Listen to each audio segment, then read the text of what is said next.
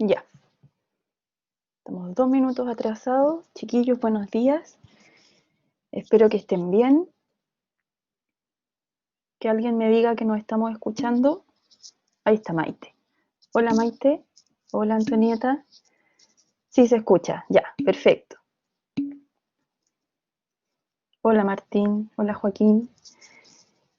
Ya chiquillos, yo tengo algunas deuditas con ustedes. Todavía no he grabado lo que les prometí el miércoles. Aparecen imprevistos, pero hoy día pretendo salir de todas mis dudas, contestando los correos, porque tengo un correo por ahí de Antonia Alonso, de Martín Linero, de Daniel, los tengo pendientes. Ya los voy a contestar. Hoy día salgo de esas deudas, ya para que no se mantengan ahí esas preguntas.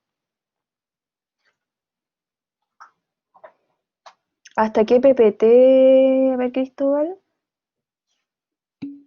Hemodinamia, hemodinamia 1. Sí, es más hemodinamia 1, Cristóbal. De todas maneras, el test que hice está basado en la guía. Así que sea la guía como tu primer escalón para estudiar, Cristóbal. Y de ahí sí, se relaciona más con hemodinamia 1. ¿Ya? Ya, chiquillos, partamos ahora de nada. Partamos ahora con función ventricular. eh, y vamos a partir con esta gráfica, ya que yo sé que es una gráfica que nosotros ya hemos conocido. No creo que tengamos que repetir lo que pasa de nuevo entre segmento y segmento, o sí, díganme ustedes. ¿La conocen? ¿Ya les es familiar o creen que hay que repetirla?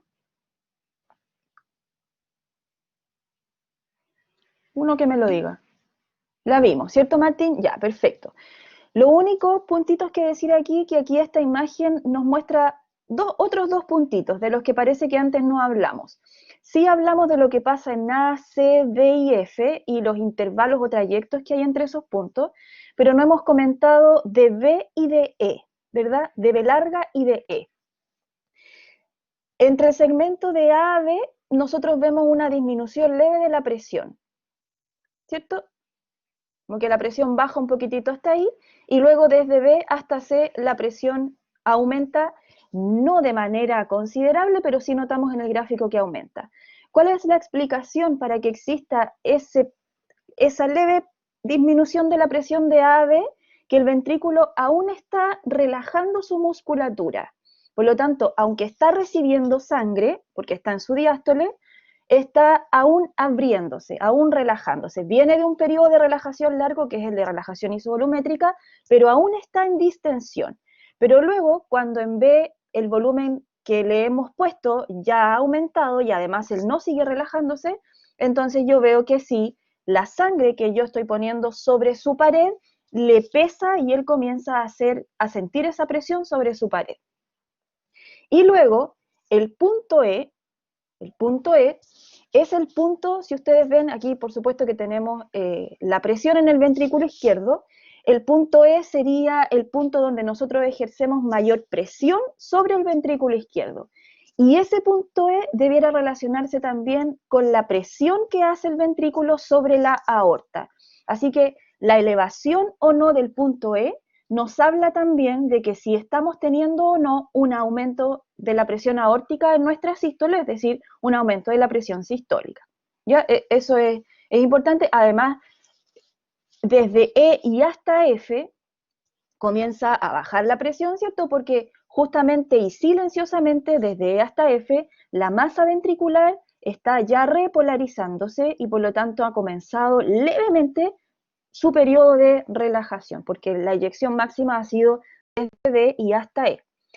Lo que sí me gustaría que me comentaran esta pregunta: ¿cuánto es el volumen ventricular en el trayecto CD? ¿Cuánto?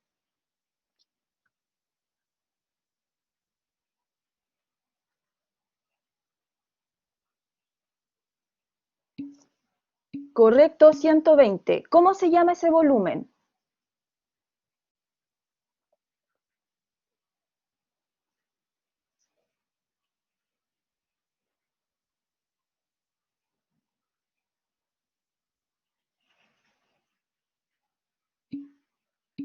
Correcto, volumen diastólico final, perfecto. ¿Y cuánto es el volumen sistólico final en esta gráfica? Perfecto. ¿Y el sistólico? Perfecto, ya, correcto. Y lo último que decir de esta gráfica, aunque nosotros lo vamos a ver en lo que viene, que la elevación de la presión en el trayecto del A al C, aunque es notoria para la vista, la verdad es que es muy bajita. ¿De qué nos habla la poca elevación de la presión intraventricular de A a C, a pesar de que estamos pasando de un volumen de 50 a un volumen de 120 ml dentro del ventrículo? Nos habla de que el ventrículo es bien distensible, es altamente distensible con límites, eso sí, como lo vamos a ver más adelante. O sea, como la vena, ¿cierto? Ya, entonces, sigamos en este gráfico presión-volumen para decir algunas cositas importantes. Lo primero que en esta imagen se vuelve a armar, ¿cierto? Nuestra figura geométrica presión-volumen de A a B, de C a D, pero lo que me gusta de esta gráfica es que esta gráfica me proyecta esta curva que está aquí, la proyecta, no la hace llegar hasta A, sino que la sigue proyectando, dándome a entender lo que va a pasar cuando yo, en vez de poner un volumen diastólico final de 100, yo aumente el llenado del ventrículo y yo aumente aún más el llenado ventricular, o sea, aumente el volumen diastólico final. ¿Qué piensan de la presión sobre la pared? ¿Sigue siendo discreta o aumenta considerablemente? Exactamente, o sea, desde más o menos aquí en adelante, el ventrículo nos dice lo que yo les acabo de decir, o sea, yo tengo una distensibilidad cuando me muevo en mis valores fisiológicos normales, tengo una distensibilidad que le conviene a la fisiología del corazón, pero cuando me llenen cada vez más con un volumen diastólico final, ojo que la presión de mi cavidad va a aumentar, porque tengo una distensibilidad, pero también mi pared genera una tensión. Y ustedes se acuerdan de la relación, ¿cierto?, que vimos el otro día, que por cada distensibilidad, por cada distensión en contra, vamos a sufrir también una tensión, ¿cierto? Y eso que se cumple en los vasos sanguíneos, también se cumple en la pared del corazón. Y justamente, complementando esta subida del volumen diastólico final, esta imagen nos dice, mira, si yo aumento el volumen diastólico final desde A, después lo aumento hasta A' y después pongo un volumen aún mayor de A a 2', y yo experimentalmente a este ventrículo, a cada uno de estos, cada vez que los llene más, yo le cierro la válvula, en este caso imaginemos que es la válvula aórtica, se la cierro e impido su apertura. ¿Qué va a pasar según la recta que ustedes ven roja, la recta recta? ¿Qué va a pasar con la presión dentro de su pared y con la presión que ellos van a tener que hacer para querer abrir la válvula aórtica? Se dispara, ¿cierto? Yo creo que Gerson lo que está mirando son estos puntos de aquí. ¿De dónde salieron esos puntos? Salieron de esta recta, esa recta que está ahí, que pasa por el punto C, pero que en realidad es una recta que se llama curva de presión-volumen isovolumétrica, no es curva, en realidad es recta, pero entendemos, que pasa por el punto C, pero ella depende de lo que pase en la fase isovolumétrica. De hecho, si ustedes extienden la fase isovolumétrica, van a llegar a puntos más elevados de esta curva, ¿cierto? Y mientras más, es como, estoy replicando el dibujo que tengo ahí, mientras más volumen yo aumente, perdón, ahí me enchoqué, más arriba de la recta voy a llegar. Y recuerden que en esta recta yo tengo presión. Entonces, me encanta esta imagen porque en esta imagen queda al lado algo que es repetitivo y es fisiopatológicamente importante de ver. ¿Cuál es la conclusión? Que si yo lleno cada vez más mi volumen, mi ventrículo con un volumen diastólico final mayor, y además tengo un impedimento aórtico para que la aorta se abra, entonces yo como ventrículo voy a tener que aumentar mucho más la tensión de mi pared para lograr abrir, llegar al punto B, abrir la válvula aórtica y poder eyectar. Y eso le va a costar una gran presión a mi cavidad, a la pared de mi cavidad, ¿ya? ¿Sucede alguna vez, chiquillos, que nosotros tengamos impedimento a la apertura de la válvula aórtica? ¿A qué enfermo físico, el más abundante hoy en día, probablemente tiene exactamente, Antonieta, exactamente el hipertenso es justamente lo que le pasa? Quiere compensar llenando más, entonces cae en A'. Y como quiere compensar llenando más, pero a la vez tiene un impedimento en la eyección, entonces pareciera que yo experimentalmente le estoy cerrando la aorta para que no eyecte la válvula aórtica y entonces ese corazón debe hacer mayor tensión muscular para lograr la presión de apertura, pero eso le cuesta presión a la pared del corazón. Y el corazón ahí empieza, viendo rescatar, no, me voy a remodelar y me voy a remodelar aumentando mi grosor o aumentando mi radio. Bueno, y de eso vamos a hablar más adelante en todo caso. Ahora, ¿qué creen ustedes? Y no, a lo mejor no vamos a contestar al tiro, quiero saber qué me dicen. ¿Qué creen ustedes que va a pasar con esta recta? Con la curva de presión, volumen isovolumétrica, cuando yo les administre un fármaco inotrópico positivo.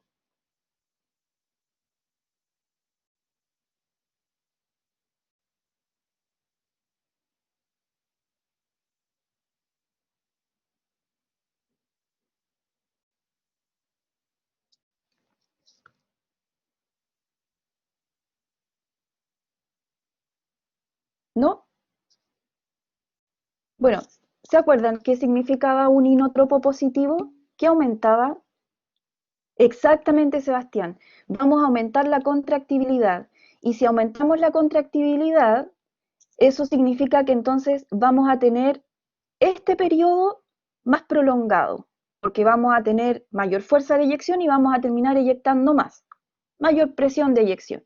Y entonces el punto C se va a desplazar hacia la izquierda. Y lo que va a pasar con la recta es que la recta entonces va a seguir tan recta como aquí, pero se va a formar una recta paralela, pero corregida o tendiente hacia la izquierda. Ya, eso lo vamos a ver más adelante entonces cuando veamos contractibilidad de todas maneras, pero era para que fuéramos mirando al tiro hartos conceptos. Ya, entonces, seguimos en esta curva presión-volumen, pero ahora agregamos un poquito más de información. Tenemos aquí de nuevo, ¿cierto? El llenado, el volumen diastólico final, aquí nos muestra el volumen diastólico final y aquí se nos muestra la presión que se ejerce en esa pared. Y entonces, mirando este gráfico primero, este gráfico dice, cuando nosotros llenemos cada vez más nuestro ventrículo con un volumen diastólico final mayor, entonces la curva de presión que se genera en la pared va a ser de esta forma. ¿Qué quiere decir eso? Voy a borrar porque para no entorpecer. Esa curva quiere decir que el ventrículo, cuando yo lo lleno hasta aquí, el ventrículo me dice, mira la distensibilidad que tengo. Me pusiste un volumen de aproximadamente 13, de ahí estamos inventando porque 13 más o menos 12, ¿y qué pasó con la presión hasta ese punto? ¿Aumentó, disminuyó o fue indiferente? Nada, ¿cierto, Sebastián? Entonces, de 0 hasta aproximadamente un volumen diastólico de 13, hay una distensibilidad evidente. Alguien podría decir, bueno, pero es que el volumen tampoco es tanto. Sí, pero es un volumen. Y eso representa que ese volumen en la pared no genera aumento de presión. Y luego, cuando yo comienzo a aumentar aún más el volumen, ahora sí que la curva comienza a aumentar su pendiente hasta, yo voy a mostrar hasta aproximadamente aquí, que es como la segunda fase de la curva. Y hasta ese punto yo veo que hay aumento del volumen, por supuesto, y que también hay aumento de la presión, pero es un aumento discreto. ¿Por qué? Porque más volumen, más le pega a la pared y el volumen, a la pared también tiene un cierto límite, ¿cierto? Pero luego, desde aproximadamente aquí hacia arriba, entonces sucede el fenómeno que habíamos visto antes. Desde ese punto hacia arriba, el ventrículo dice, si yo era distensible, claro que sí, pero tengo un límite porque aparte de tener distensibilidad, también mi pared tiene que generar alguna tensión en contra, lo que hace que entonces la presión intraventricular aumente. Ahora, yo me tengo que preguntar, bueno, la curva representa hartos volúmenes, ¿cierto? Y yo como ventrículo en algún momento tengo que generar una tensión para eyectar ese volumen. Entonces, lo que la curva dice es, mira, cuando tú te llenas con este volumen, con un volumen diastólico de 30, chiquillos, los números, si alguien se lo está preguntando, los números, en general, estos son experimentos en ratas o en perros. Entonces, los números no representan a un gráfico humano, ¿ya? Así que no, solamente cuando yo le diga, chiquillo, este gráfico es humano, entonces llévenlo a los valores, porque a lo mejor alguien se está preguntando eso. Ya solamente analicemos el fenómeno, que se repite, por supuesto, en el humano. Ya, entonces dice así, bueno, cuando yo ponga un volumen de 30, volumen en el ventrículo de 30, entonces toda esta tensión será capaz de hacer mi ventrículo para que yo logre en la sístole hacer este valor de presión intraventricular, pero sistólica, ¿ya? O sea que esta imagen me dice que el volumen de 30 es el volumen al parecer perfecto, porque cuando tengo este volumen puedo hacer una gran tensión en la pared ventricular, logrando una presión sistólica alta, lo que me está indicando entonces que voy a tener bastante éxito en la eyección. Bueno, comparemos qué pasa si aumento mi volumen, porque yo podría pensar que si aumento el volumen va a haber más presión de pared, pero voy a poder hacer más tensión para eyectar más. Y no, esa relación no se cumple. Miren, cuando yo me lleno aquí, cuando tengo ese volumen diastólico, ahora solamente puedo desarrollar esa tensión y voy a lograr esa presión intraventricular sistólica, y esa presión intraventricular sistólica capaz que no me alcance para igualar a la presión de la válvula aórtica y para abrir la válvula aórtica. Así que lo importante de este gráfico es: no pensemos que aumentar el volumen diastólico final muchísimo es una buena estrategia para el ventrículo, en ningún caso. Hay que recordar que el ventrículo es un músculo que tiene fibras musculares, que tiene sarcómeros, y aunque eso lo vamos a ver más adelante, ustedes ya saben de sarcómeros y tuvieron contracción muscular, y se habrán acordado, se acordarán que cuando yo en un músculo esquelético estiro demasiado a los sarcómeros, yo separo totalmente la cabeza de la miosina de sitios activos de la actina y no hay forma en que se encuentren. Algo así es lo que pasa aquí también, ¿ya? Porque recuerden que aquí hay sarcómeros también. ¿Y qué nos dice las curvas de presión sistólica y diastólica? Sí, lo que te dicen es que cuando tú, por ejemplo, te llenas con un volumen de 50, esta presión hace tu ventrículo en la diástole, y esta presión hace ese ventrículo en la sístole, cuando tiene que inyectar ese volumen que tú le has impuesto, le has puesto en su cavidad. Entonces, lo que yo decía es que a este volumen va a poder hacer esta presión intraventricular, que es una presión intraventricular mayor, y recuerda que con la presión intraventricular sistólica es la presión con la que yo finalmente voy a poder eyectar, es el aumento de presión que siempre hemos hablado. Entonces, esto no nos conviene, ¿cierto? Y menos esto, porque mira, aquí cuando yo me lleno con casi 70, esa presión hace la sangre sobre la pared, pero para eyectar ese gran volumen, la tensión que puede hacer mi ventrículo es apenas esta, para generar apenas esta presión sistólica, que es muy poquita, Sebastián, y probablemente con esa presión intraventricular sistólica no vamos a poder eyectar.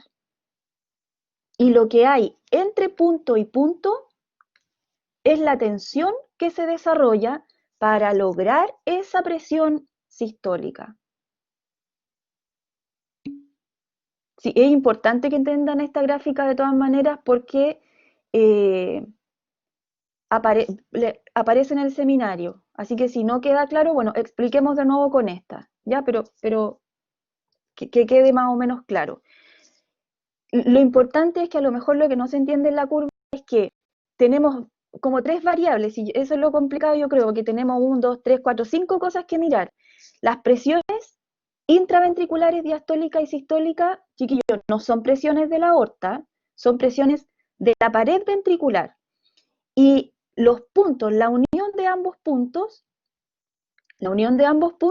muestra la tensión. Entonces, por ejemplo, llevémoslo aquí, ya, a esta imagen. Aquí se me arma, ¿cierto?, el gráfico presión-volumen, ahí está mi mano, mi gráfico presión-volumen, ¿cierto? Ahí está. Y en condiciones normales, yo voy a llenarme aproximadamente hasta aquí. ¿Ya? Mi volumen diastólico final. ¿Cuánta presión intraventricular voy a estar haciendo? Si me voy por la curva hacia allá, voy a estar haciendo aproximadamente, no sé, una presión de, ¿cuánto? 16, por ahí, 20, por ahí, ¿cierto? En cambio, si yo lleno más, la presión dentro de la pared va a ir aumentando, tal como muestra esta curva, ¿cierto? Eso es presión de pared. Ahí dice presión diastólica, pero es la presión diastólica de la pared.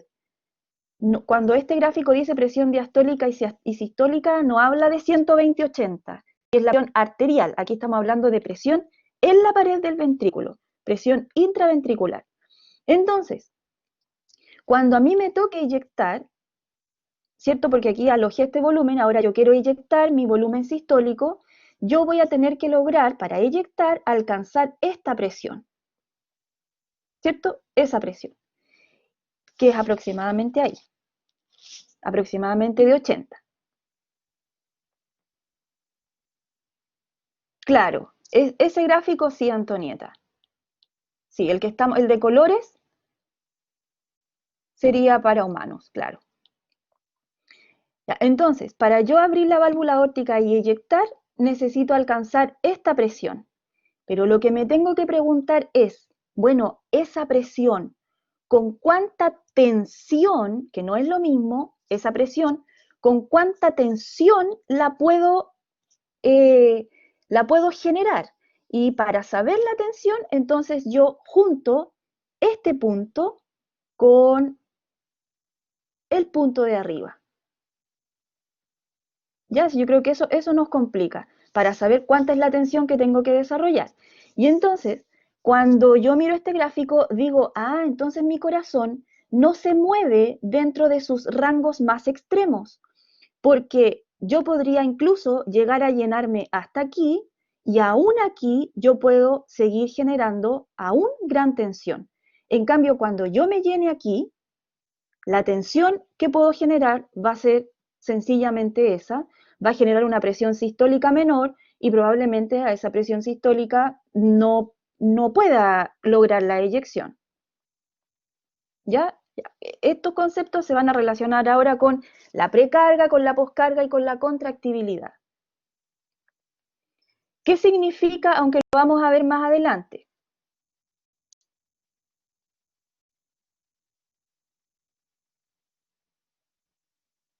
Claro, pero les sirve hasta un punto, Antonieta. En tanto que ellos compensan, cuando quieren compensar la hipertensión, les sirve. Pero luego cuando hay remodelamiento, ya no sirve, exactamente. Porque desde 150 en adelante todo se revierte. Y lo que tú pensabas que iba, o estabas segura que iba pasando de 0 a 150, después ya no pasa. Porque las presiones sistólicas comienzan a disminuir cada vez más. Y eso es ¿por qué? Porque un volumen de 250 es un peso muy grande para el corazón. Recuerden que el volumen diastólico final es cuando tú vas al gimnasio y quieres tomar una pesa. Y cada vez que aumentes el tamaño de la pesa, la tensión que tienes que generar para levantar esa pesa va a tener que ser mayor. Eso es lo mismo que le pasa al ventrículo. Si yo lo lleno más, aumento el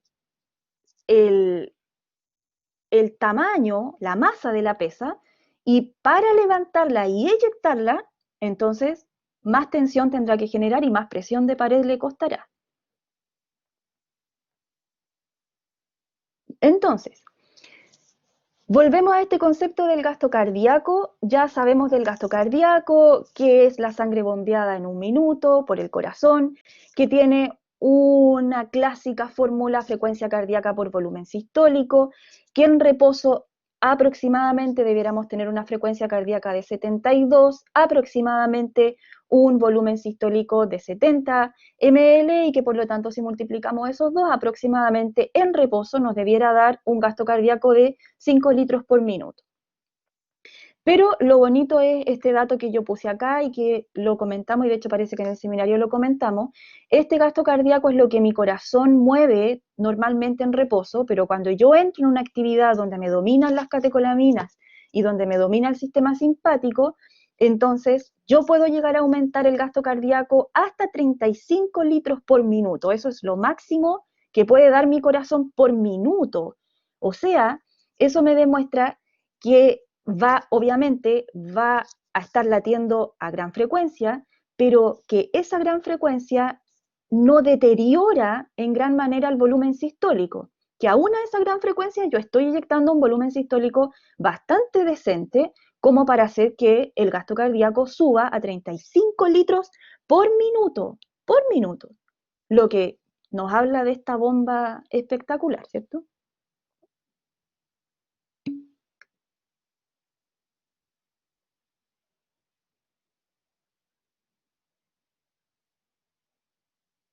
¿Cuál es la diferencia entre presión y tensión? Ya, súper buena, sí. Te lo voy a explicar en el ventrículo. La presión, y, y, y si te pongo un nombre a lo mejor te va a quedar más claro. La presión intraventricular sería la presión transmural, Sebastián. Entonces, la presión es el peso que ejerce la sangre sobre la pared. ¿Cierto? Sobre la pared. Que en tanto la pared sea distensible, entonces esa presión va a permitir que él se abra, ¿verdad? Pero como él tiene un límite y ya no se puede distender más, por eso que la presión comenzaba a aumentar en un punto de la curva. Pero la tensión, Sebastián, y lo voy a dibujar con otro color, la tensión es la fuerza que se opone y que debe igualar a esa presión para que tú logres oponerte a esa presión y eyectar. Se tiene que generar un equilibrio porque no sé si te acuerdas el otro día que hablábamos que la presión generaba como un corte en el vaso, ¿cierto? Y que la tensión que yo tenía que hacer en contra era la fuerza que tenía que ejercer para que este corte lograra unirse de nuevo. Así que es súper importante la pregunta de Sebastián porque cada vez que yo aumente la flecha de la presión, entonces, ¿qué va a pasar con la flecha de la tensión, que es la que se opone y es la que tiene que igualarse a la flecha de la presión para eyectar? ¿Qué va a pasar? Parece que di la respuesta. ¿Qué pasa si aumento la flecha de la presión?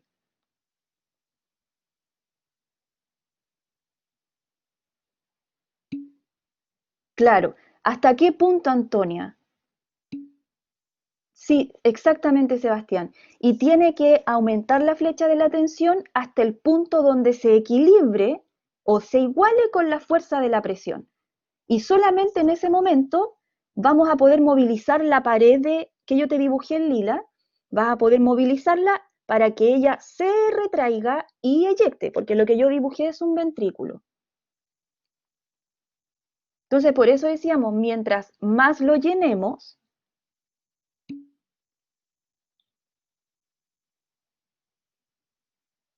dice Martín, si aumentaba mucho la presión interna, como en los gráficos anteriores, se aumentaba mucho la presión interna, la tensión llegaba a un punto en que disminuía, ¿o no? Claro, exactamente, Martín. ¿Por qué? Porque la tensión que estamos representando con una flecha es la tensión que te da el sarcómero. Ellos son los responsables de la tensión sumado a la propia tensión que puede tener este sarcómero. Por ejemplo, la titina, que es una proteína que en el corazón, ya vamos a hablar de ella, es un poquitito rígida. Así que eso hace que en el corazón no exista eternamente esta relación que a mayor presión, mayor tensión vamos a ejercer en contra. No, esto tiene un límite. Por eso en algún punto, que es lo que entiendo que está diciendo Martín, aunque la presión aumente, no va a tener el corazón capacidad para generar una tensión de igual magnitud en contra, porque el desarrollo de esta tensión en contra tiene límites, por ejemplo, el límite de la titina, que es rígida, el límite del sarcómero por sobre todo, porque mientras yo más estiro esto, al sarcómero también lo estiro más, y si yo lo estiro más, no se van a encontrar actinas con miosinas, y si no se encuentran actinas con miosinas, chao con la tensión, no puedo desarrollar más tensión activa.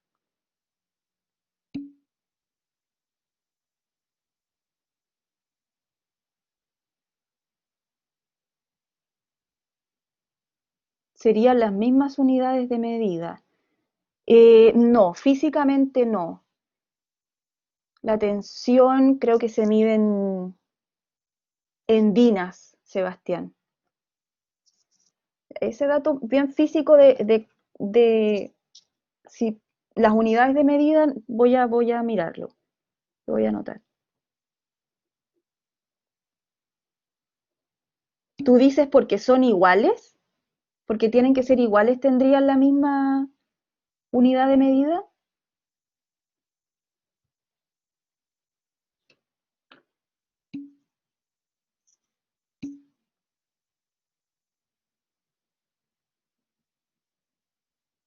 Claro. Sí, no, yo entiendo que no tienen las mismas unidades, pero te lo voy a confirmar.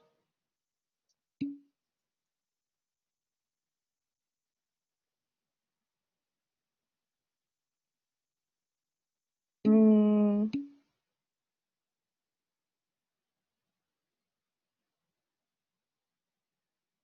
claro, sí. Podría ser en Newton y Dinas sí, tiene que ver con Newton porque la resistencia también se mide en Dinas y la resistencia también es una fuerza. Así que ahí físicamente creo que debe haber una conversión. Pero me voy a meter en la física para ver.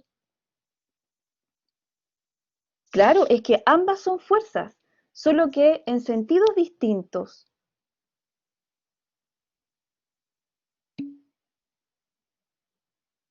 Y por eso para movilizar una fuerza, que es como el ejemplo que yo te daba en el, de la pesa, Sebastián.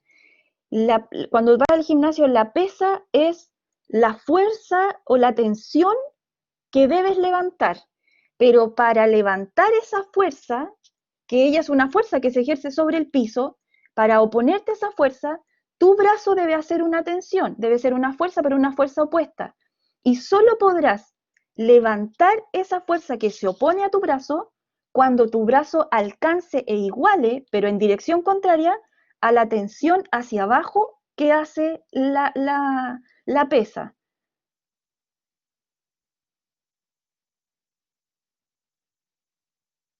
¿Cierto? Ahora, en el corazón no siempre pasa así, por eso caemos en la parte como ineficiente, ¿cierto? Cuando la curva se nos estira.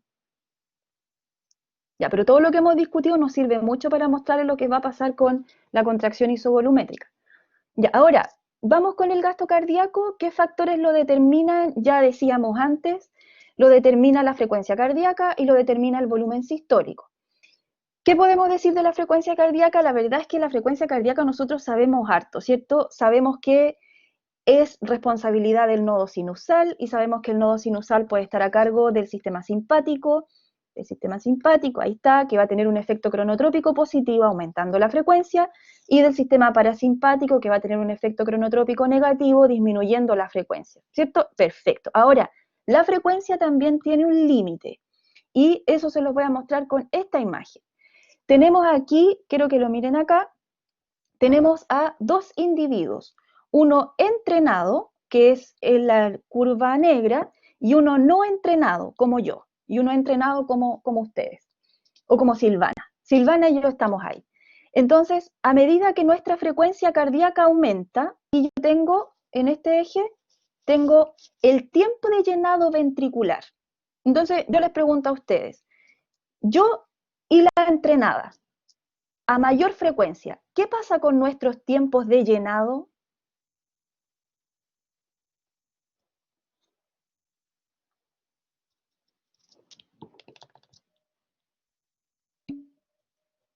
Exactamente, Diego, sí. Pero en los dos hay una tendencia a la disminución, como dice Diego, ¿cierto? En los dos. Pero Sebastián dice, pero el entrenado se demora menos en llenar. Ya, primera cosa importante, pero de manera general, entre él y yo, a mayor frecuencia, menor tiempo de llenado. Esto quiere decir entonces que cuando en mi corazón aumenta la frecuencia cardíaca, ¿qué tiempo del ciclo cardíaco se resta o qué fase? ¿Disminuye la fase de sístole o disminuye la fase de diástole? Exactamente, Diego, le quitamos tiempo a la diástole, que a propósito era la más larga, ¿cierto? Así que quitamos tiempo de ahí. Sin embargo, y tal como observaba Sebastián, en el entrenado parece que hay una adaptación vascular y una adaptación cardíaca que hace que él se demore menos. Ahora, alguien podría decir, bueno, pero si nos llenamos menos, entonces, ¿cómo podemos tener un gasto cardíaco mayor? ¿Cómo no nos desmayamos cuando vamos y estamos trotando a 170 de frecuencia cardíaca? Bueno, porque el cuerpo compensa, ¿cierto? Y el gasto cardíaco aquí se va a ver aumentado por la frecuencia cardíaca, pero también por algunos secretitos que tiene el cuerpo adaptado, por ejemplo, del individuo entrenado. Entonces aquí yo les pongo de nuevo la diferencia entre un entrenado y un no entrenado. Esta curva negrita de ahí es para el entrenado y esa curva de ahí tan feita soy yo, una no entrenada. Cuando uno quiere representar o medir la intensidad del ejercicio físico, uno lo mide en una variable que se llama consumo de oxígeno o VO2 max. Entonces, cada vez que el VO2 max aumenta, eso me habla de que la intensidad del ejercicio ha aumentado. Y si la intensidad del ejercicio ha aumentado, yo puedo suponer, sin equivocarme, que te aseguro que la frecuencia cardíaca también debiera estar aumentada. Entonces, ¿qué secreto tiene el entrenado? ¿Qué hace la adaptación de su vasculatura y de su corazón? Aquí tengo el volumen eyectado. ¿Hay alguna diferencia a mayor intensidad del ejercicio entre lo que eyecta él y lo que eyecto yo?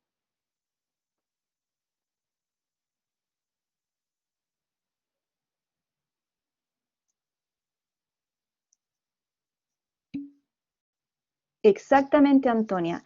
En el entrenado, a mayor intensidad del ejercicio físico, él aumenta sus volúmenes sistólicos. Por eso en él aumenta el gasto cardíaco, porque su mayor determinante es el volumen sistólico, él eyecta más. En cambio yo, a intensidades del ejercicio no tan altas, miren desde aquí, mi volumen sistólico comienza a disminuir. Entonces, si a mí y al entrenado nos ponen en el gimnasio a hacer una competencia, a los dos nos va a aumentar el gasto cardíaco, pero a mí me va a aumentar gracias a que me va a aumentar demasiado la frecuencia cardíaca hasta un punto, porque en un punto esto también se revierte. Entonces, el no entrenado lo único que puede hacer para aumentar su gasto cardíaco es aumentar un poco la frecuencia cardíaca.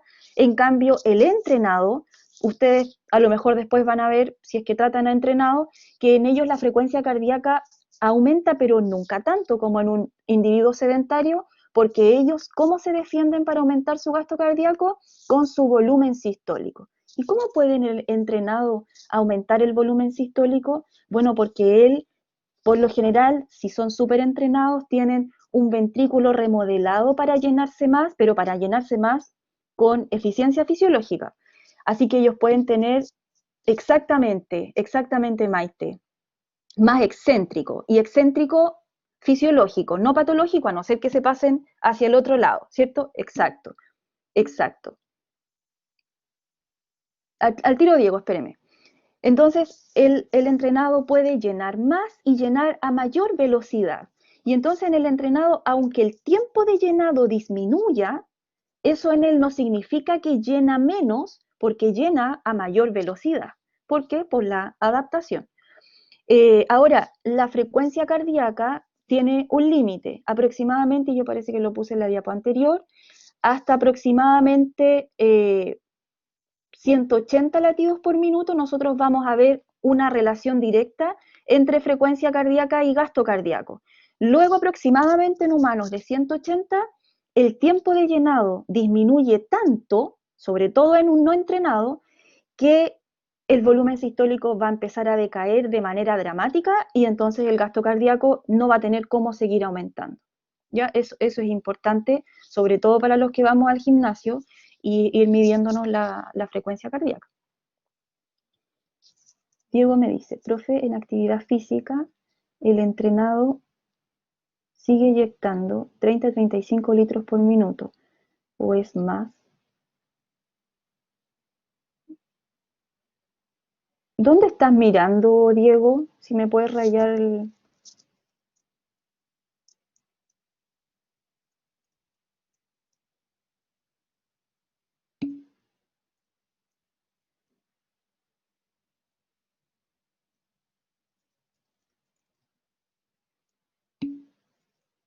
Ya,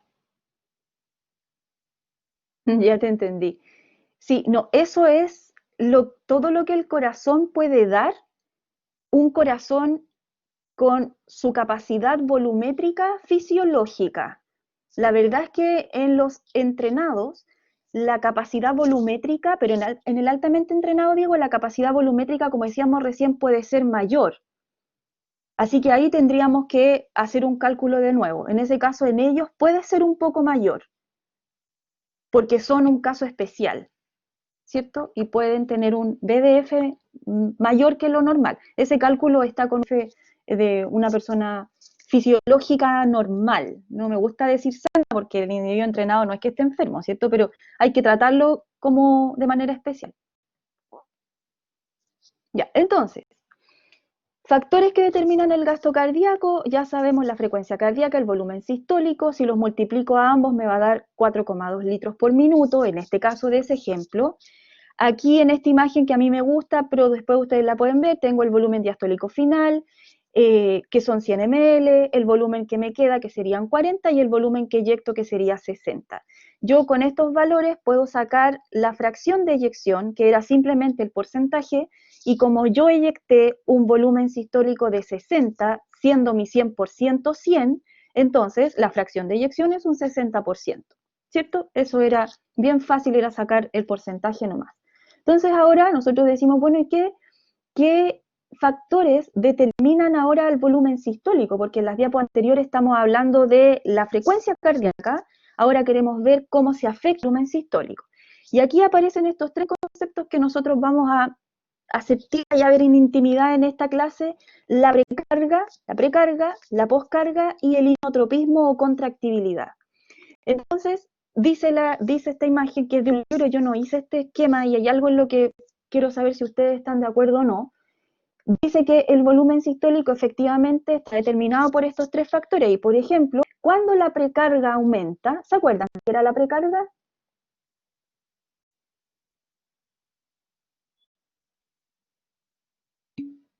Correcto, Martín, exactamente. Era el llenado del ventrículo, pero era la presión que se ejerce sobre la pared del ventrículo. En el fondo, la precarga era la curva que se levantaba así en nuestros gráficos del principio, como en nuestra diapo 1, en nuestra diapo 2, esa es la precarga, porque la precarga es una presión, pero ella está determinada por el volumen diastólico final, ¿cierto? Porque a mayor volumen diastólico final, más se eleva la curva, es decir, mayor precarga. Y entonces, de manera fisiológica, entendamos que hay un límite, cuando la precarga es mayor, será porque el volumen diastólico final fue mayor, y en un corazón sano con límites, piensen por favor en la parte final de la curva, porque aquí estamos dentro del rango fisiológico, cuando la precarga sea mayor y el volumen diastólico final sea mayor, entonces voy a tener una mejor eyección y voy a terminar eyectando más. ¿Ya? Esa es una regla que hay que aprenderse, pero por favor, chiquillos, dentro del rango fisiológico, porque después vamos a ver más adelante que eso no siempre pasa así cuando tenemos esto descompensado. Entonces, a mayor precarga, mayor llenado, y a mayor llenado, más eyecto. Esa es una regla general. Luego tenemos también la poscarga. Y carga, que también es una presión, y generalmente es la presión de la aorta, aunque pueden existir otras variables que aumenten la poscarga, es una resistencia a la eyección. Entonces, cada vez que existe una resistencia a que el ventrículo eyecte, él obviamente va a eyectar menos. Y si eyecta menos, el volumen sistólico final va a aumentar. ¿Cierto que sí?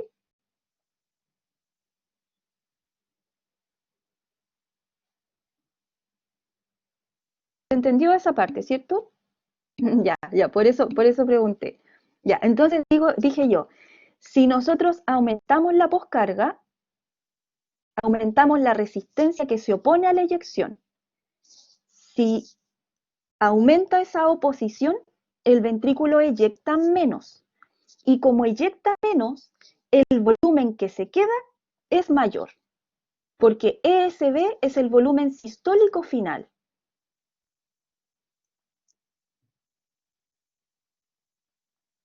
¿Cierto? Lo que se va es menos, ahí sí. Sí, ESB es el volumen sistólico final. Entonces esto me dice que aumenta lo que se queda porque fue menos lo que se fue. Y como aumenta el volumen sistólico final, entonces el volumen sistólico obviamente disminuye. ¿Cierto? Que era lo que decíamos recién. Ese es un efecto del aumento de poscarga, que es oposición a la eyección. Y luego, que con lo que yo no estoy tan de acuerdo, me faltó como un signo en este esquema, no me acuerdo de qué libro lo saqué, es que el inotropismo lo entendemos como el aumento de la contractibilidad del corazón. Y si aumenta la contractibilidad del corazón, ¿qué va a pasar con el volumen sistólico?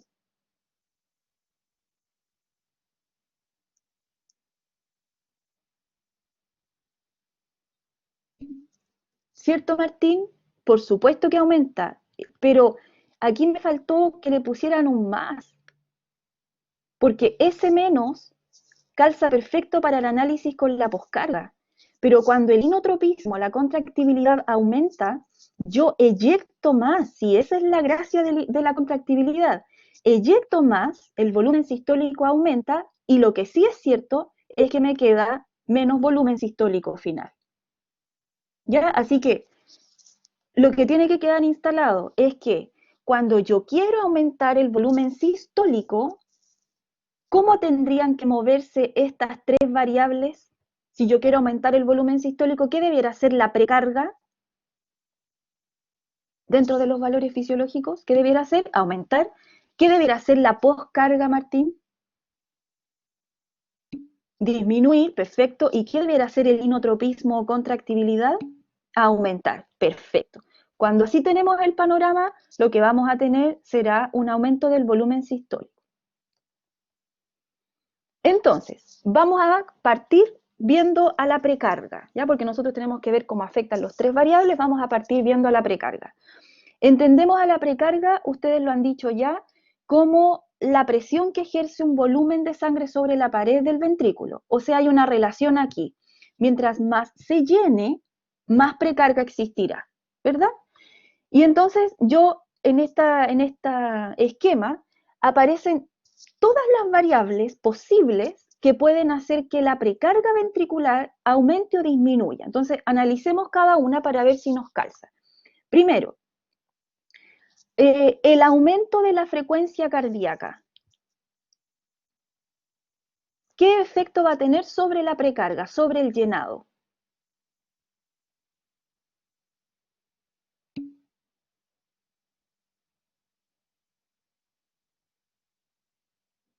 ¿Sí? ¿Qué habíamos dicho en las diapos anteriores? No, no pienses en un entrenado, Antonieta.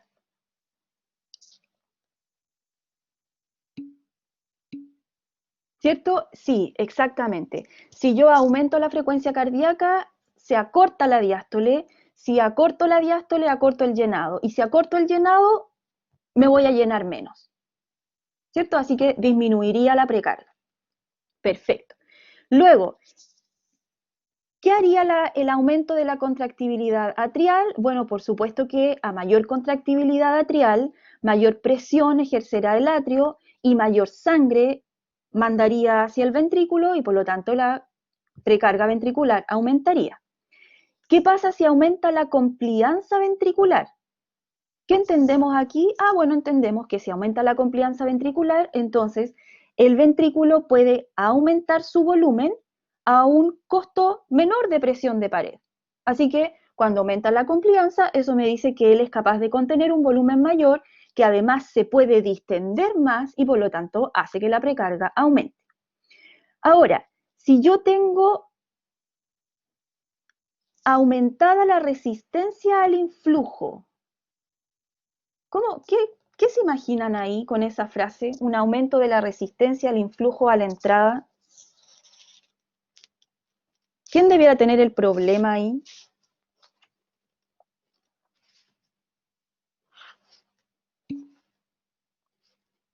Exactamente, Diego. Ahí podríamos tener un problema, por ejemplo, en la válvula a la entrada al ventrículo, Jeremías. Así que podríamos tener un problema en las válvulas atrioventriculares, correcto. Si tenemos un problema ahí, entonces pasar por ese lugar que podría estar estrecho, deformado, va a ser más difícil, entonces el llenado va a ser peor o menor, más bien. Y entonces eso nos va a llevar a una disminución de la precarga. ¿Qué va a pasar cuando tengamos aumento, esta me gusta, aumento de la resistencia a la salida? ¿Cómo relacionamos esto con ese más? Exactamente. O sea que esto sería como que hubiese, de hecho ahí aparece, como si hubiese aumentado la poscarga, ¿verdad? Y si la poscarga aumenta, entonces me queda más sangre, como dice Jeremías, como dice Diego, sale menos sangre y esa sangre que me queda mucha se va a sumar a la sangre que le vamos a poner al ventrículo en el ciclo siguiente y vamos a terminar teniendo un BDF mayor y una precarga mayor. Muy bien. Por último, la presión venosa, que es uno de los determinantes fisiológicos más importantes de la precarga, la presión venosa también ejerce un aumento sobre la precarga ventricular.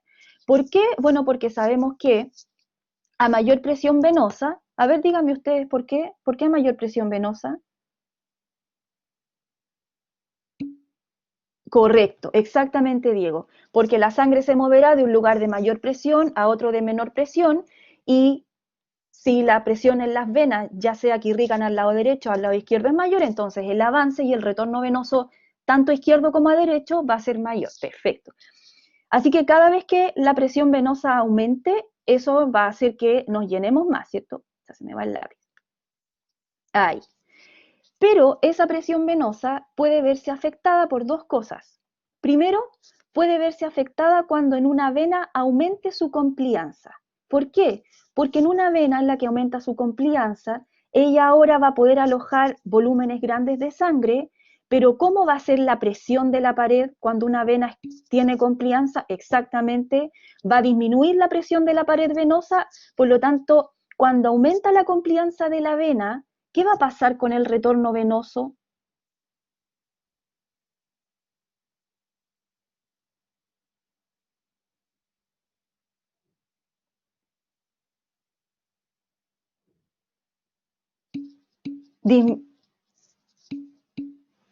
No, va a ser menor.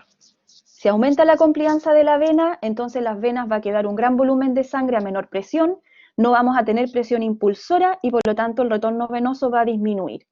De hecho, eso es lo que le pasa a las venas de los varicosos. Las venas se han vuelto altamente compliantes y por lo tanto acumulan sangre a baja presión. Hay que hacerlos caminar para que obligar a esa vena a que impulse a su volumen de sangre a avanzar. Ya, perfecto.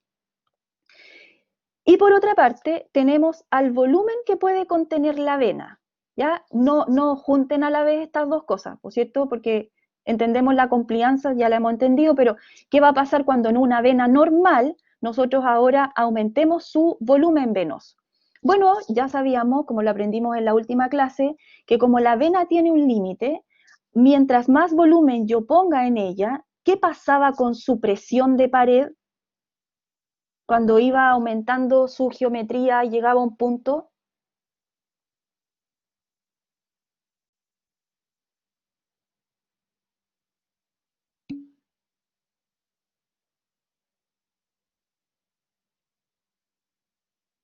mantenía, dice Jeremías. No, no sé qué parte de la recta estás viendo. Tiene un límite y claro, sí, a lo mejor los chiquillos están diciendo lo mismo que Jeremías, pero a un volumen pequeño su presión era menor, ¿cierto?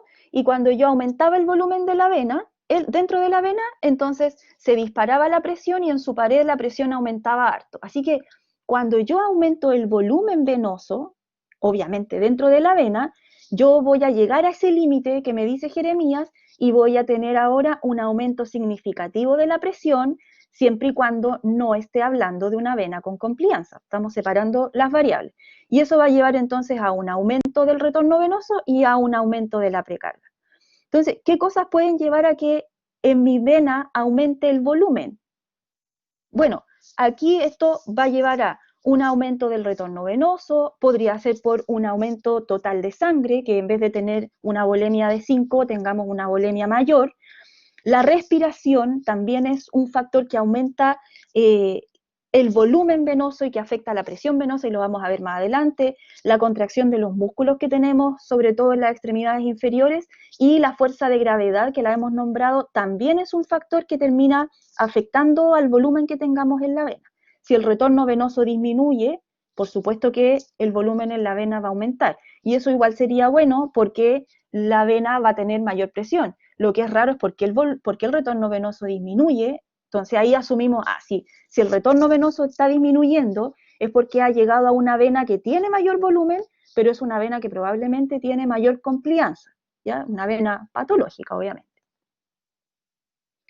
Y aquí llegamos a este gráfico, el típico gráfico que nosotros conocemos, pero este gráfico nos muestra cómo cambia el panorama cuando yo tengo ahora un aumento de la precarga. La gráfica lila nos muestra cómo está un corazón, cómo funciona un corazón normal, y la gráfica más como naranjita, lo que pasa cuando tenemos un aumento de la precarga. Entonces, yo les voy preguntando, a ver, para no latearlos, que ustedes me contesten. ¿Qué pasa con el VDF?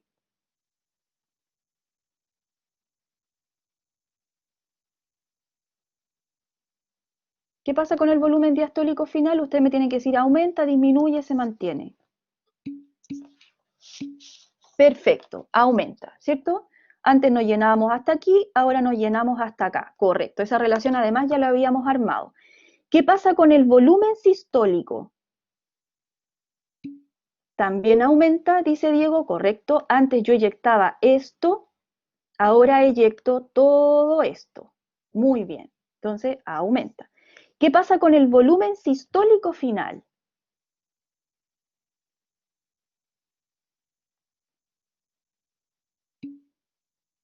Correcto, Antonieta, se mantiene, perfecto.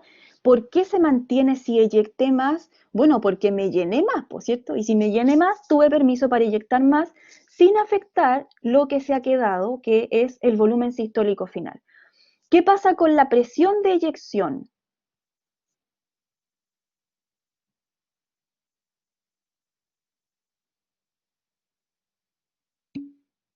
¿Cierto, Antonieta? Correcto. Yo entiendo que están viendo del punto D, sobre todo hasta el punto E.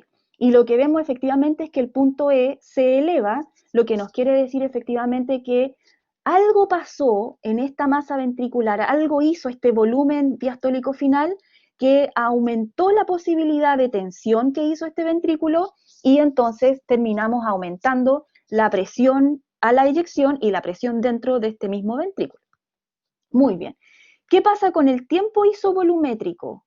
¿Hay algún cambio en la fase de contracción isovolumétrica? Es igual, perfecto. ¿Y la presión de apertura y cierre valvular, ven algún cambio?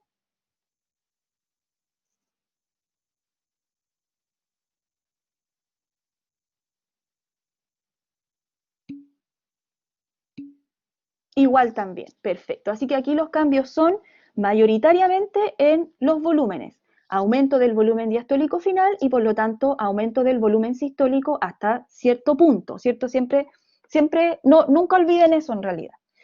¿Qué factores pueden aumentar la precarga? Yo creo que estos son bastante obvios algunos. Yo tengo factores que pueden disminuir la precarga y puedo tener factores que aumentan la precarga. Veamos primero mejor los que disminuyen la precarga. Por ejemplo, cuando yo tengo hemorragia, cuando tengo deshidratación. vómito, diarrea o exceso de diuréticos, y ustedes se acuerdan que los diuréticos nosotros perdemos volumen del LEC por la orina, así que eso nos llevará a una hipovolemia, o sea que en vez de tener 5 a 6 litros de sangre, tengamos un volumen menor. Y por supuesto que si tengo un volumen de sangre menor, menos se va a llenar el corazón, así que la precarga disminuiría. Y otro factor que puede hacer que la precarga disminuya es el que comentábamos antes, ¿cierto? Que tengamos una taquicardia grande que sea mayor a 180 latidos por minuto, ahí nosotros vamos a ver dramáticamente una disminución muy significativa del tiempo de llenado y vamos a tener volúmenes de llenado muy pequeños y por lo tanto volúmenes sistólicos pequeños también. ¿Qué factores ahora aumentan la precarga? Aquí viene uno muy bueno que el cuerpo usa de manera fisiológica, sobre todo en las venas, que es la vasoconstricción. Las venas, ya decíamos nosotros en la clase anterior que eran bastante distensibles y tenían bastante complianza, ¿verdad? Así que tú podías poner un volumen dentro de ellas hasta que la presión no aumentara de manera considerable en su pared, ellas contenían un volumen, la verdad es que bastante grande.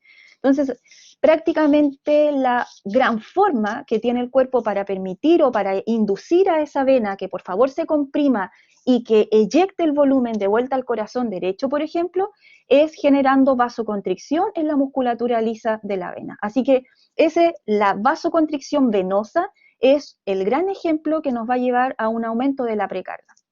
Y por supuesto que también la hipervolemia, que sería el contrario de la hipovolemia, ¿cierto? Aumenta el volumen de sangre que tengo y eso por supuesto que va a hacer que aumente la precarga. Ahora, chiquillos, una cosa importante.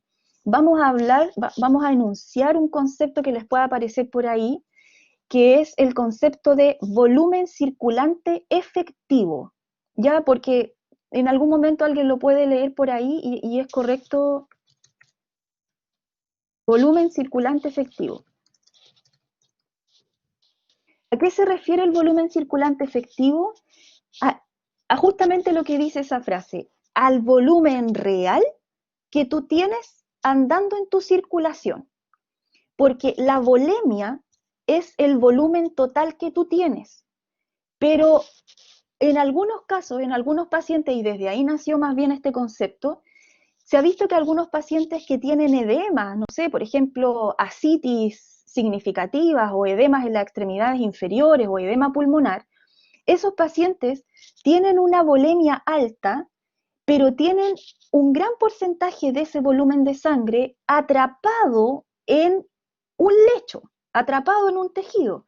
Así que el volumen circulante que anda realmente en ellos es no igual a la volemia, o sea, es menor porque, lo que insisto, tenemos un volumen atrapado. Así que es importante ese concepto de volumen circulante efectivo, que además el volumen circulante efectivo es el volumen que puede, no sé, decir a la vasopresina que aparezca, promover o no la liberación de aldosterona, va a ser ese el volumen. Y eso es lo dramático, porque cuando un paciente tiene un volumen secuestrado en un tejido que le está provocando un edema, el cuerpo lo que sensa es el que circula. Y como el que circula probablemente es menor, el cuerpo entiende que a este sujeto le falta sangre. Y comenzamos a generar el mecanismo eritropoyético y comenzamos a aumentar el volumen de sangre, la vasopresina reabsorbe agua y qué ganas de decirle al cuerpo, oye, no es que te falte volemia, lo que te falta es volumen circulante efectivo, pero sangre tienes y la tienes alojada, por ejemplo, en el hígado. Bueno, y ahí se genera un círculo muy satánico, donde efectivamente aumenta el volumen, porque queriendo aumentar el volumen circulante, y terminamos dejando peor el edema que tenemos alojado en algún tejido. ¿Ya? Así que ese concepto es importante que lo manejemos. Ya, ahora, aparecen aquí, todavía estamos en precarga, aparecen aquí dos caballeros, un caballero que se llamaba Otto Frank y un caballero que se llamaba Ernest Starling. Ellos dos, hace muchos años, dice la historia que hace más de 100 años, chiquillos, trabajando en corazones aislados de perro, descubrieron el efecto que tenía la precarga y entonces, por supuesto, cuando descubrieron el efecto que tenía la precarga sobre la eficiencia ventricular, determinó su ley, que llamaron desde ahí la ley de Frank Starling, de Otto Frank y de Ernesto Starling. Y esa ley, aunque fue enunciada hace muchos años atrás, permanece hasta hoy día como una gran verdad y es la verdad que sustenta a este efecto que yo les comentaba recién, de que a mayor llenado, mayor volumen sistólico vamos a eyectar. Entonces, ¿qué dijeron estos caballeros? Dijeron justamente eso, dijeron, mira, si tú tienes músculos, fibras musculares como esta, las vamos a tener sujetas, ¿cierto? Tal como muestra el experimento, tenemos músculos, cintas musculares sujetas en sus extremos. Entonces, cuando yo las tenga sujetas en el extremo, cada una la voy a tener en reposo, ¿cierto? Ahí está en reposo. Luego de estirarlas así en reposo, ahora yo les voy a permitir que se contraigan. Pero ojo, porque voy a hacer que se contraigan, pero sin dejarlas que se acorten. Y aquí necesito que se acuerden de un concepto que parece que vieron con Pamela, de las contracciones isométricas y las contracciones isotónicas. ¿Se acuerdan de eso?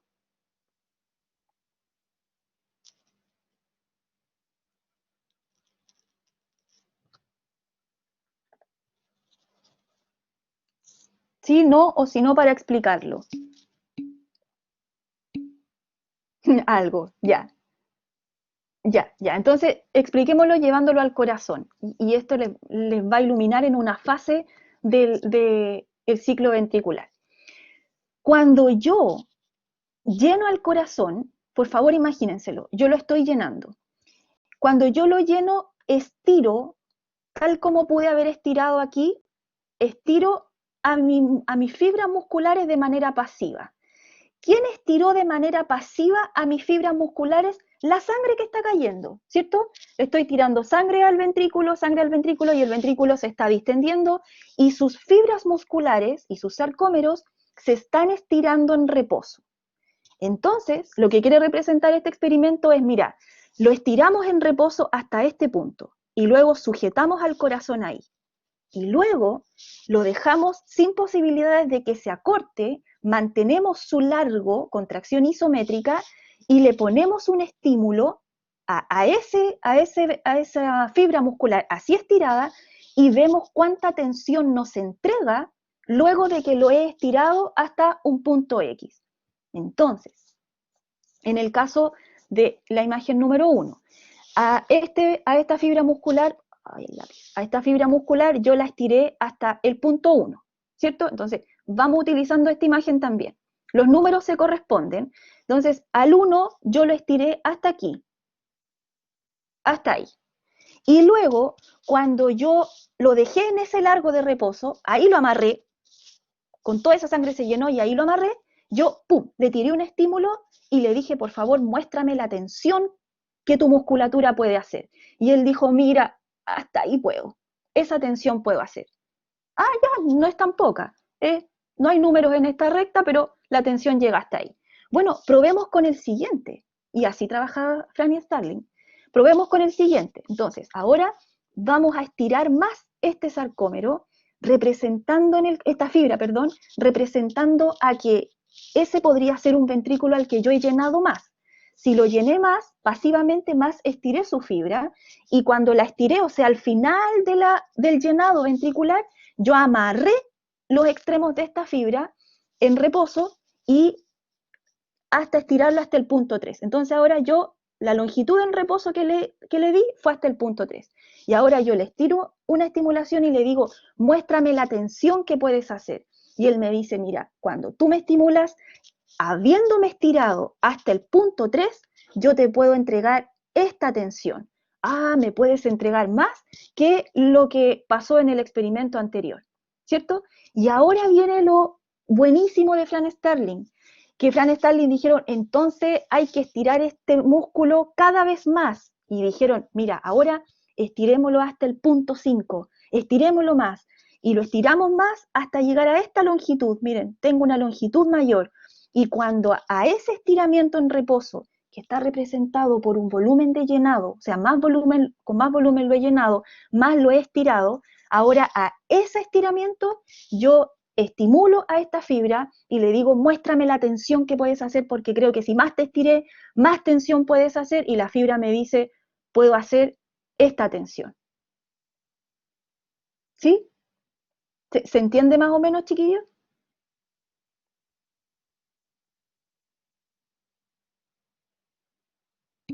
Sí, ya. Ahora, les hago una pregunta.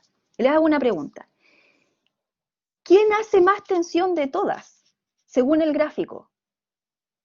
¿2, 4 o 6?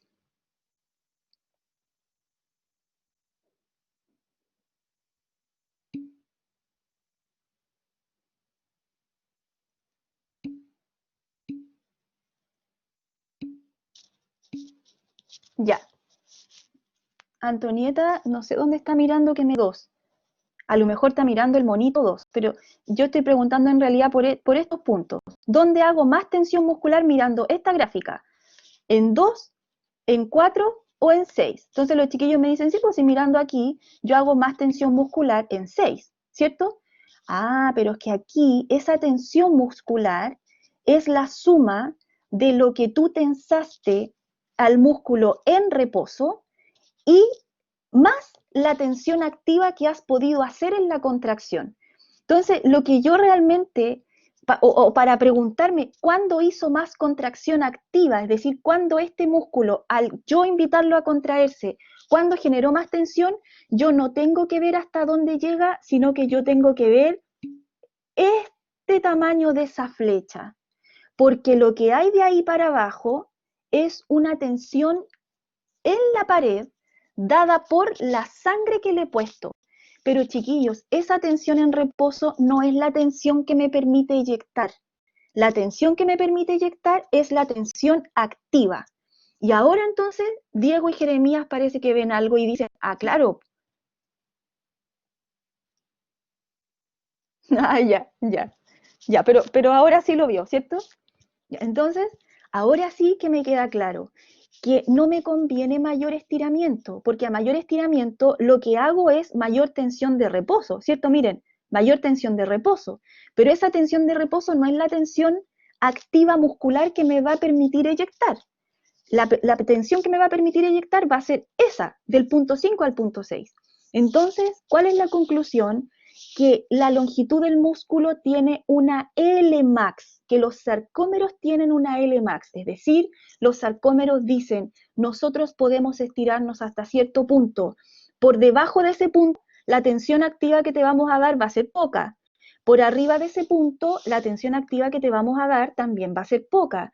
Entonces, por favor, trata de que el rango fisiológico en el que me llenes y en el que yo me mueve nunca supere a la L max, ni hacia arriba, ni tampoco sea tan poca como para llegar a este panorama, ¿cierto? Chiquillos, ¿han entendido la idea de esto? Más o menos. Ahora, Jeremías, para concluir y llorar con esta diapo, les pregunto, ¿en qué fase de nuestro ciclo cardíaco el corazón hace esta tensión?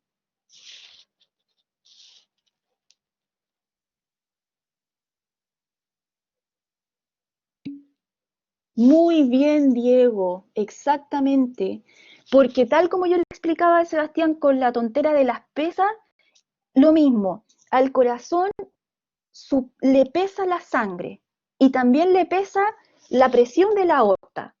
Esas pesas tiene que levantarlas en contra para eyectar, pero ¿cuándo puede generar esa tensión en su pared, esa tensión activa? ¿Cuándo la junta para lograr movilizar esa pesa hacia arriba? Cuando la tensión que él desarrolla iguala a la tensión que le viene en contra. De otra manera, si no me puedo la pesa de 20 kilos y mi brazo no puede levantarla, nunca la voy a levantar. Y si al corazón tiene un peso que le pesa más de lo que él puede levantar, nunca va a poder abrir la válvula aórtica y nunca va a poder eyectar. Así que, tal como dice Diego, lo importante es que esta tensión activa, por eso se llama tensión isométrica máxima, esa tensión activa yo la desarrollo, no la acumulo, la desarrollo en la contracción isovolumétrica. ¿Y les parece, chiquillos, que la contracción isovolumétrica es una contracción isométrica?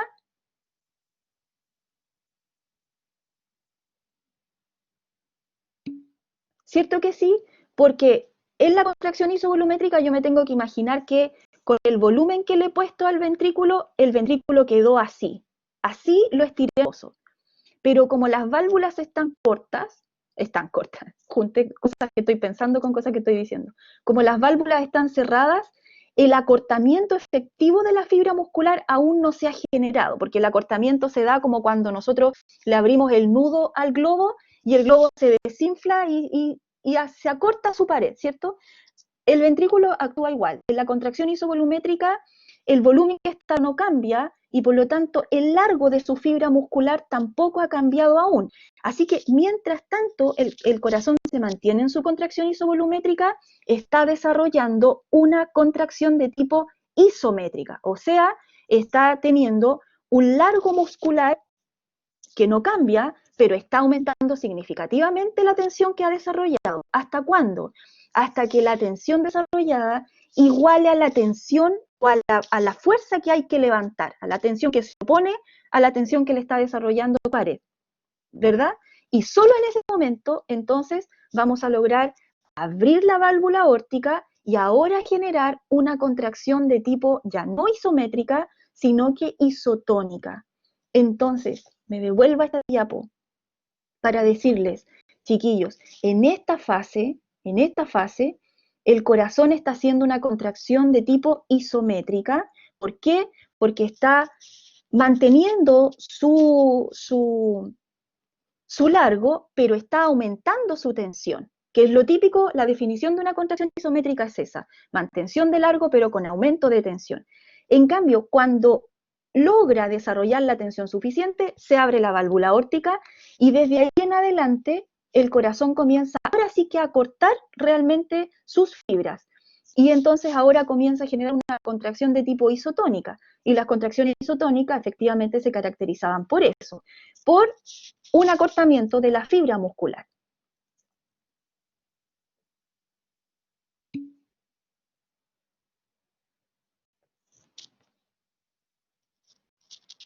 En Lmax, ¿es cuando se eyecta o es donde logra eyectar más?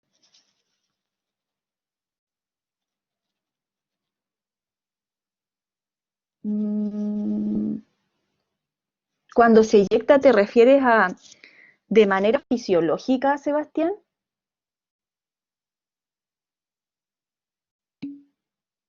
Ya, ya. Si es que entiendo lo que me estás preguntando, nosotros ahora en este momento no estamos trabajando nuestra Lmax. Nosotros trabajamos siempre por valores un poco por debajo de la Lmax. Así que tu corazón, si tú lo sometes, por ejemplo, a un ejercicio físico, él aún tiene un rango para alcanzar su longitud máxima del sarcómero. Pero nosotros fisiológicamente estamos trabajando un poco por debajo, o sea, todavía nos queda un rango de efectividad. No sé si eso es lo que me preguntaba, Seba.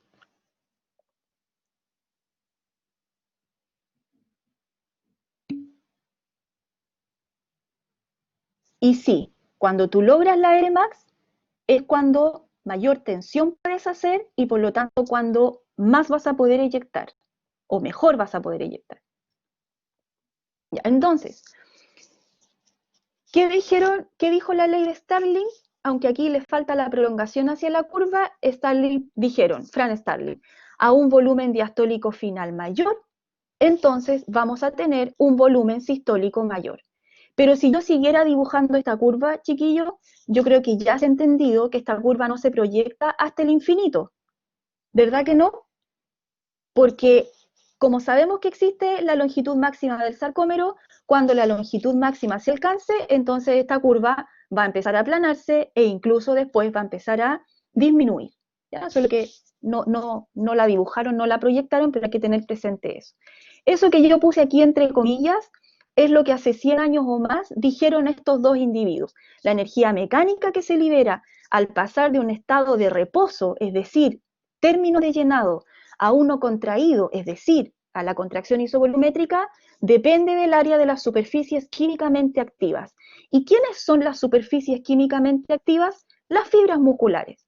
¿Y qué pasa con las áreas de las fibras musculares? Cuando yo aumento el estiramiento, las fibras musculares aumentan su área, aumenta entonces el área de la superficie químicamente activa y eso lleva entonces a que podamos tener un volumen expulsivo mayor hasta el cierto límite, ¿cierto?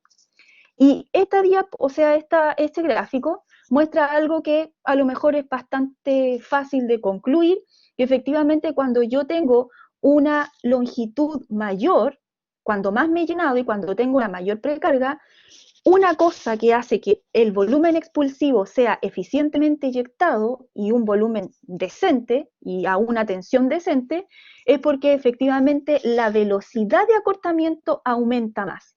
Es decir, la fibra muscular que se ha estirado actúa efectivamente como un elástico al cual tú has estirado, después sueltas de sus extremos y se retrae, mientras más lo estiras, se retrae rápido y a mayor velocidad.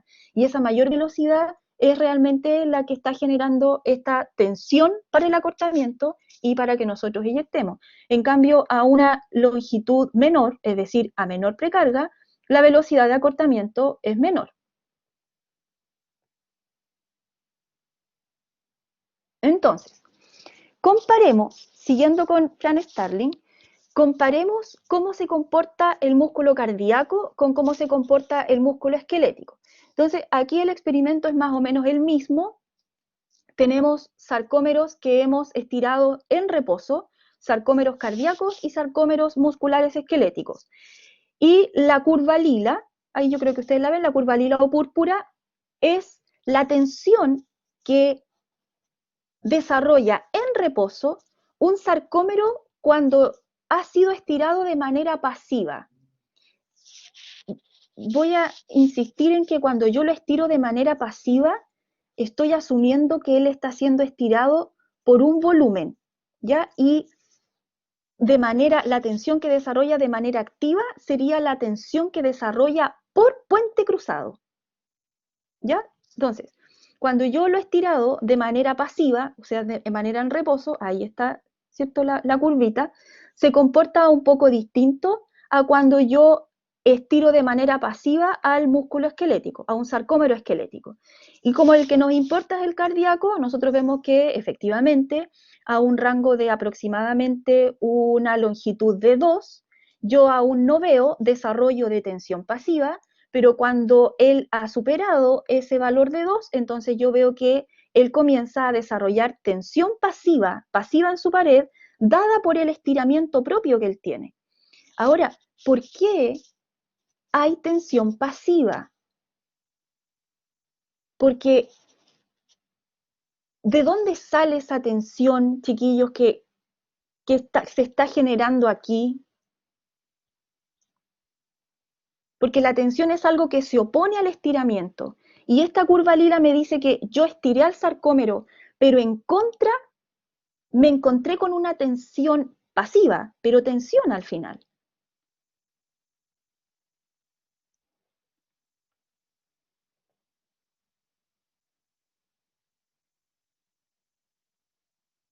¿No? Entonces, por eso puse esta imagen. Esta imagen creo que no las puse en la diapo que les mandé. Lo que nosotros tenemos en el músculo, y por sobre todo, y con características muy importantes en el músculo cardíaco, es la proteína gigante titina. Y la proteína gigante titina, que yo sé que ustedes la conocen porque también existe en el músculo esquelético, en el músculo cardíaco nosotros tenemos dos tipos de proteínas titinas. Y la proteína que más abunda, la titina que más abunda, porque tenemos dos tipos, una que es más complaciente y otra que es más rígida. Una se llama N2B, la otra se llama N2BA, ¿ya? Pero que son datos que no importan en realidad cómo se llamen. Lo que importa es que una es más complaciente, en cambio la otra es más rígida. Y en el corazón, que contiene de las dos, la que más abunda y solo está en el corazón, en el músculo cardíaco, es la N2B, que es justamente la titina que es más rígida. Por eso, cuando yo estiro este sarcómero en reposo, ¿quién opone esa tensión en el punto que yo les mostré antes? ¿A quién le puedo echar la culpa de esa tensión que se generó? A ella, ¿cierto? Que ella cuando el largo era corto, ella no estaba generando tensión, estaba más bien laxa. Cuando al sarcómero yo lo estiré, entonces de repente, ¡pum!, una cuerda se tensó, que es la titina, haciendo que empezara entonces a aparecer esta tensión aquí y que esto se empezara a elevar porque la titina se tensó y ahora ella está generando esta tensión en contra que se opone al estiramiento que yo le había estado dando a este sarcómero. ¿Sí? Ahora, el esquelético, en cambio, me soporta hasta aproximadamente aquí. Claro, es que en el esquelético abunda mucho más la proteína titina, que es más complaciente y tiene muy poca y prácticamente nada de la proteína rígida, que abunda por sobre todo en el músculo cardíaco. Por eso yo puedo estirar al músculo esquelético, al sarcómero, hasta acá, y recién en este punto él me empieza a oponer una tensión al estiramiento. ¿Ya? Que es más o menos lo que vemos. Ahora, ¿qué pasa si, por ejemplo, yo ahora a los músculos que he estirado pasivamente, ahora yo mantengo su largo y los invito a contraerse? Entonces, lo más importante aquí es que de mirar es el músculo cardíaco. Cuando al músculo cardíaco, ¿en qué largo me puede dar su mayor tensión? Porque aquí yo lo estiré, ahí está el lápiz, aquí yo lo estiré hasta 2 y cuando en esa longitud yo lo estimulé para que se lograra contraer, me dio esta tensión. Luego lo estiré hasta 2.2 y cuando fui a mirar cuánta tensión me daba a ese largo, al contraerlo me daba esa tensión. Siguiendo en la numeración de la longitud del sarcómero, ¿cuál sería la longitud a la que él puede darme la mayor tensión activa? Muy bien, Diego, ya, están mirando bien. Así que, ¿cuál es el valor de L max?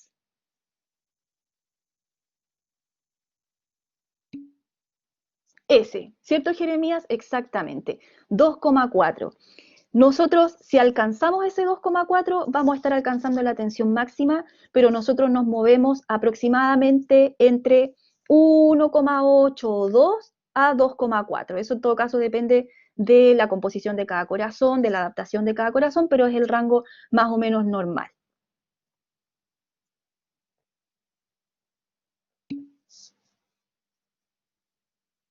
Aquí, mira, cuando yo estiro en reposo al músculo, al sarcómero en 2,4 y voy a ver cuánta tensión me da, a ese valor me da la mayor tensión activa. Y entonces con eso yo concluyo, Sebastián, que ese es el mayor estiramiento, la Lmax, a la que puedo estirar al sarcómero y donde voy a conseguir que él me dé la mejor tensión de acortamiento para eyectar. Porque cuando yo llego a un largo de 2,6 en reposo, entonces la tensión que me va a generar va a ser cada vez menor. ¿Viste que la curva empieza a bajar? Entonces esto de aquí para allá sería superar la Lmax. No me sirve. ¿Lo viste ahora, Sebastián?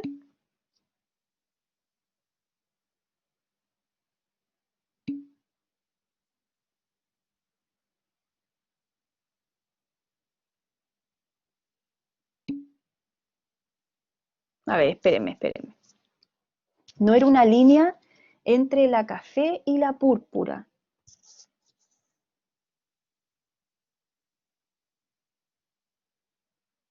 Sí, pero es que mira, ahora, mira, lee aquí. No te están hablando de la presión total, te están hablando de la tensión activa. Entonces, en este gráfico, de 0 a 120 es tensión activa. En cambio, en los gráficos anteriores, yo sé lo que estás pensando, Sebastián. En los gráficos anteriores teníamos en ese eje la tensión total.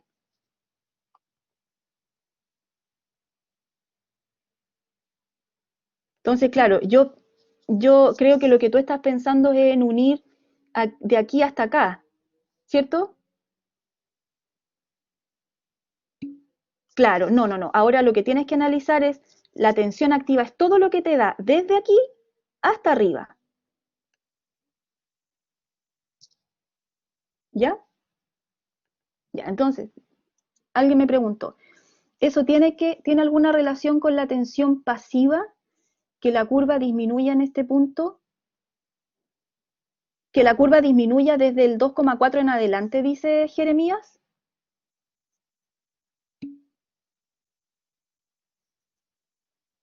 Claro, o sea, la curva disminuye.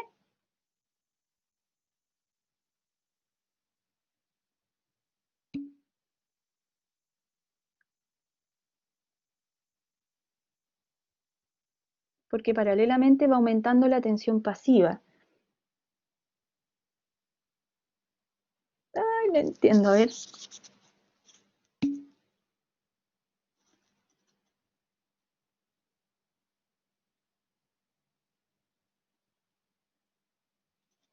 Mientras la otra baja.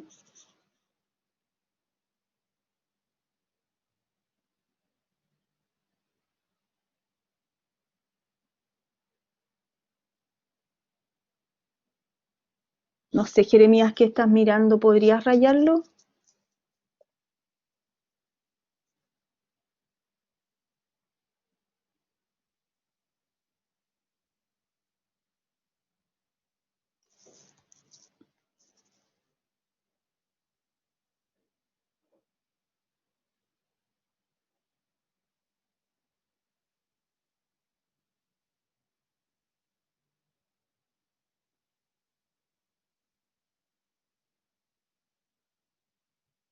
Ah, ya, entonces tú dices, cuando miro la tensión del lila, esa sigue aumentando.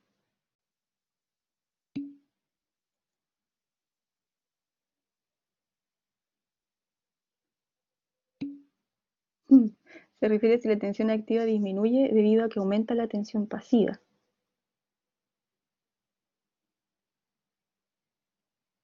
Ah, ya creo que, sí, ya creo que entendí.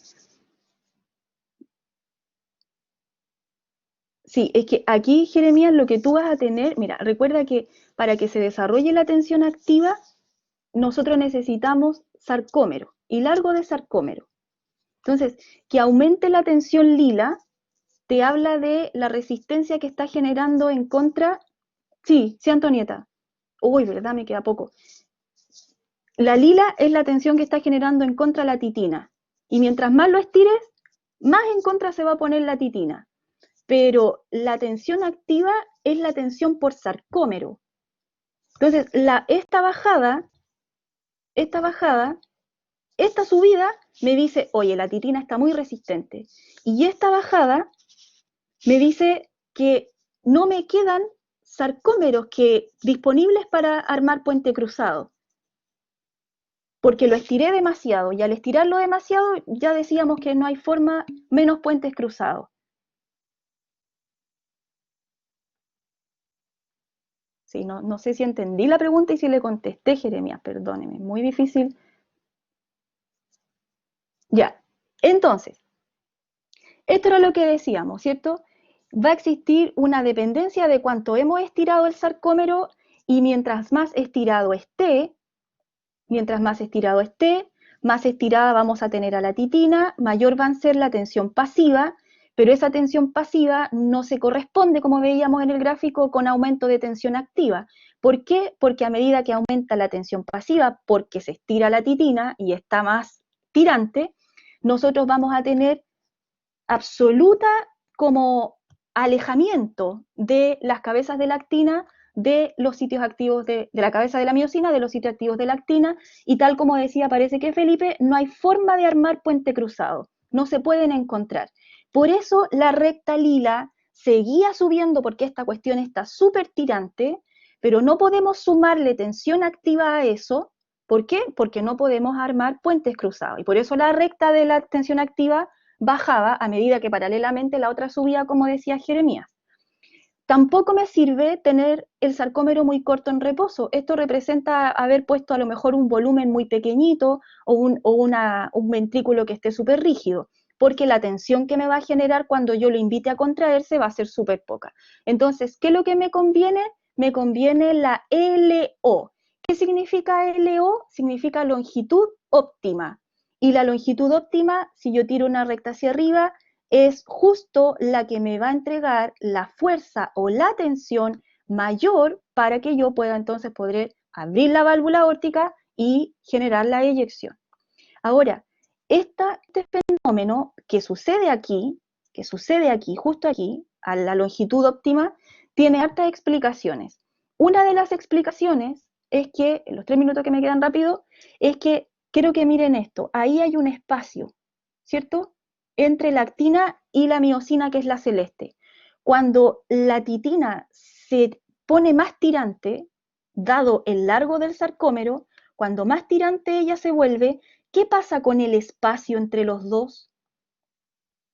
Entre actina y miosina. Es menor. Y si es si es menor, tengo mayores posibilidades de que se encuentren las actinas con las cabezas de la miosina. Ojo que estamos analizando este rango. Nos olvidamos del análisis para allá, porque para allá no vamos a tener posibilidades de que no tenemos esto, ¿cierto? Están desancladas, separadas. Entonces, una cosa que explica la mayor fuerza que se genera aquí es, uno, que dado que la titina se tensa, tira de la miosina y hace que entonces el espacio cambie la geometría y la distancia entre la actina y la miosina disminuya, lo que aumenta la posibilidad de que se armen los puentes cruzados. Y la otra cosa que se ha demostrado es que algo pasa que dentro de un sarcómero que está más largo hay mayor afinidad de la troponina C por el calcio. No se sabe hasta ahora qué se le hace a la troponina C, lo único que se sabe son acercamientos que lo voy a mostrar aquí en el minuto que me queda. ¿Qué muestra este gráfico? Este gráfico dice, tiene hartas variables. Dice que cuando yo estire más, como esta curva, cuando yo estire más a un sarcómero, voy a tener una fuerza activa mayor, ¿cierto? Una fuerza activa mayor, ahí está la recta. Cuando lo tengo más corto, entonces voy a tener una fuerza activa menor. Pero acá abajo en el eje está la concentración intracelular de calcio. Y lo que se muestra aquí entonces es que yo necesito una menor concentración de calcio, miren aquí, a menores concentraciones de calcio, aumenta la tensión. O sea que hay una relación entre estas tres cosas que dice más o menos así. Cuando aumente la longitud de la fibra, va a hacerse esa fibra, ese sarcómero, más sensible al calcio, y entendemos la mayor sensibilidad al calcio cuando teniendo menos calcio, eso aún así nos genera una tensión mayor. Porque yo esperaría que a menos calcio, menos tensión. No, es que aquí hay un aumento de la afinidad de quien une al calcio por el calcio, lo que nos está demostrando este gráfico, ¿cierto? En cambio, cuando yo tengo corto el sarcómero, hasta ese punto, yo necesito toda esta concentración de calcio para lograr esta fuerza de tensión. O sea, ahí no soy tan sensible al calcio. ¿Ya? Y lo último, ya no me queda, pero lo último, decir que en la fibra muscular nosotros tenemos canales de calcio sensibles al estiramiento. Así que cuando la fibra muscular se estira, estos canales que son canales de calcio que se abren de manera mecánica, cuando la fibra se estira, los canales de calcio se abren. Y cuando ellos se abren, voy a tener mayor aumento de calcio citoplasmático porque el calcio va a abrir a R y R y va a haber mayor liberación de calcio. Al final, estas tres cosas son las que nos llevan a ver el efecto que tenemos en la tensión para el aumento, cuando hay un aumento hasta la longitud óptima del sarcómero. Ya, chiquillos, tienen test. Voy a tener que hacer lo que, lo que siempre tenemos que hacer cuando no hemos terminado. Sí, Sebastián, no sé si su cara es por el test o porque nos faltó, yo creo que por todo. Así que les voy a dejar la grabación, sí, sí, les voy a dejar la grabación, ¿ya? Y eso lo voy a hacer hoy día, para que ustedes lo puedan consultar. De todas maneras, la preparación del seminario, ustedes saben que en el seminario discutimos la respuesta y el test lo tienen el viernes, así que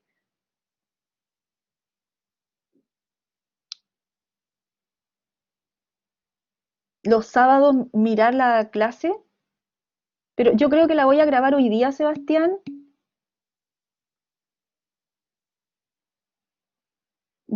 Sí, yo creo que la voy a grabar hoy día a, a las 2 por ahí. Cosa de que si tú quieres mirarla hoy día y dejar eso listo, la puedas mirar hoy día y no ocupes tu sábado. Ya, pero no la voy a grabar mañana, la voy a grabar hoy día. Y ya, le prometo que no va a ser tan larga, Diego. El próximo test, ¿verdad que el viernes es 18?